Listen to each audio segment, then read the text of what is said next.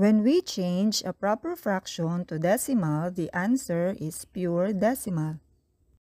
Example, proper fraction to decimal. To change 1/2 to decimal, divide the numerator by the denominator. 1 divided by 2 cannot be. We have to annex decimal point and 0. Then place the decimal point in the quotient. 10 divided by 2 equals 5. 1/2 is equal to 0.5 in decimal.